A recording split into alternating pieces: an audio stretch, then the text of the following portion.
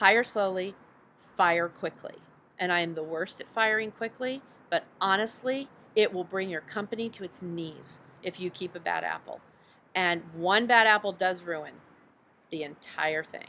So spend your time, hire wisely. You're still going to make a few mistakes. People can be really good for 3-4 months, and then their true colors come out. It's easier than divorce. Fire them and move on. Okay, so 5 tips on hiring people to work with you. I don't like to call anybody an employee because at the end of the day, as a small business owner, this is your team. You're going to spend more time with these people than you spend with your husband or your wife or your children or your pets. So in that interview process, it's a lot less about those questions that they teach you in college you're supposed to ask or be asked. Where'd you go to school and what was your grade point average? So when I hire someone, I want them coming in knowing a little bit about me. I'm not that hard to figure out. These days with the internet, you've got Facebook profiles and Twitter profiles and a website. And at the very least, they ought to have checked out that website. They should come in wanting to impress me. I am not trying to impress them. And I think that's a problem people have as new employers, is they're so busy trying to convince this person to come work for them. Please help me, and I need this, and I need that, and I'm sure you're fine.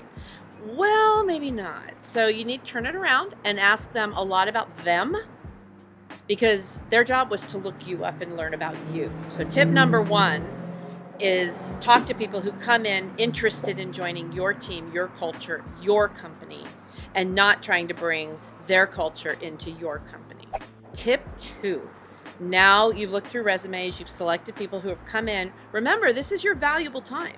It's usually billable time or time that you could be doing something to get your company moving forward. So if you're going to take time out of your day, I would structure that. I would make sure that you've really read their resume, you've done your homework on them, looked up their Facebook profile, their Twitter profile. The bad thing about growing up in the digital age and putting all that stuff out there, and it's also the good thing for an employer, you get to look people up.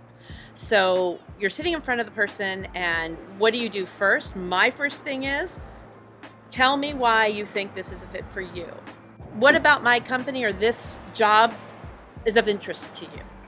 And then you sit back and stop talking. Let them talk.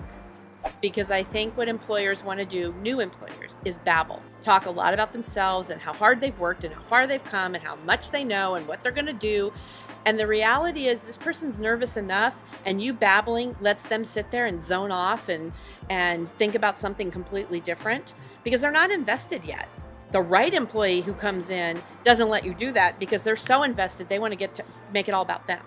And that's somebody you want to spend a little more time with. Tip 3, you liked them enough to bring them in. They showed you something in that first 5 minutes that they get you, they get your culture, they get your business, if nothing else. And now you're progressing through the interview. What do you really need to find out? I tell them maybe a little bit about the company and why this position's available and where we're going with it. And then I typically walk them out and let them sit with my team, which I've already told the team this is going to happen. And go have a cup of coffee in our conference room with my group and ask them questions about me and the company, and let them ask you some questions because honestly, you're going to work with them. I've built that team up to a place where those are my peeps. So if my peeps like you, I'm probably going to like you. So I might send someone out to spend time with any other employee I have or staff member. If it's still your first employee, then I would say to hire slowly, fire quickly. So hire slowly might mean that you spend another 20 minutes with them and say, I'm not wanting to make a jump so quickly that I don't find someone who is really going to fit this profile. So how about we meet for coffee tomorrow morning? And you sleep on it. You think about if this already sounds like something you want to pursue. I'm going to sleep on it and think about if it's something I want to pursue. And I'll meet you at the coffee shop tomorrow. And spend an additional 20 minutes, 30 minutes with this person. If you really think it's going somewhere, then the next day you can offer them a job. If you really don't think it's going somewhere, and this goes back to even dating, you gave them the courtesy of a second meeting, you tried, and you just weren't feeling it. And there is no obligation to hire everyone who walks in your door. And I would caution you from telling someone, well, I have 5 other people to meet, but I really like you. Because that gives them false expectations that they've got the job no matter what happens. The reality is the next person who comes in the door may be your soulmate when it comes to business. You know, it's like buying the first car you look at. It's like renting the first apartment you looked at. It's like dating the first guy that asks you out. It's usually not a bad idea, but is it the best idea? Tip number 4, you've had coffee, you've met. Let's hope you've offered them a job, but you do have to sit and think about what that looks like and be very clear on the state you live in, what requirements are. I say that because the state of California has decided to make a lot of changes in the relationship between employer and employee. And a lot of it does affect a very small business of 1 employee or 2. You as the employer make certain guarantees to them as employees if they're going to be a full-time salaried employee or a part-time hourly employee. You make assurances and promises just by being in a state that you're in. And you need to know what those are. So I would definitely make sure you've looked up labor code in your state. If you're like me, you get a migraine just even putting that website onto your browser. So even a 1-hour consult with a labor attorney is worth the $300 because they can give you that input that you need so you don't falsely represent the relationship to this person.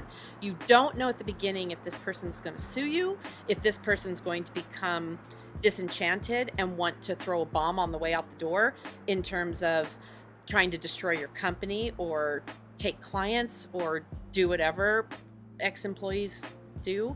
Not every relationship is going to last 40 years, the entire time you're in business. You hope and you pray, and I'm lucky. I do have people that have been with me since day one, but I've had my mistakes. So learn from me. Talk to someone or look it up, and if you can read all that, God bless. Tip 5 should be tip 1. So we totally did this out of order, so I hope you watch the whole thing because then you can move it around and place it together in your head. But it just dawned on my friend Heather and I that I didn't start with, how do you even find anyone to interview? I don't know if you want to call it easier or harder before the internet. Easier in that there was one place you went, which was the newspaper, and you placed an ad. It was very expensive, and you got everyone and their mother, brother, sister, cousin applying. It was very hard to weed it down, but it was pretty simple. And it was the only place people went to look for work. So it was very much one-on-one direct relationship. The internet brought on that now you can put your ad on sites and you can put parameters around it that you only want people with MBAs or you only want people so that not everyone can even see the ad. And certainly geographically, unless you're bigger than we think you are at this point in time, you don't want to move anyone. You want people who live and work within your community now.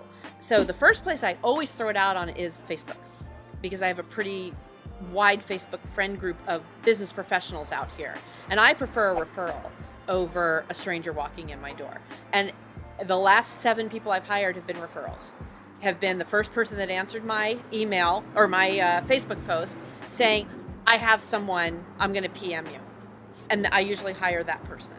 I've had friends say, I had someone for that job, and I don't think they're going to get you. So I didn't even tell them about it. And I think, thank you. Thank you for not wasting an hour of my time or more. I think putting it on your LinkedIn profile is also really great to do. You know, we're growing. We're looking for a social media content writer who in my LinkedIn universe has someone to recommend me. Please have them contact me. And that way you don't have to put all the job, what you're looking for and the salary range and all that nonsense. But you're asking professionals to recommend professionals. And I think that's a brilliant way to go.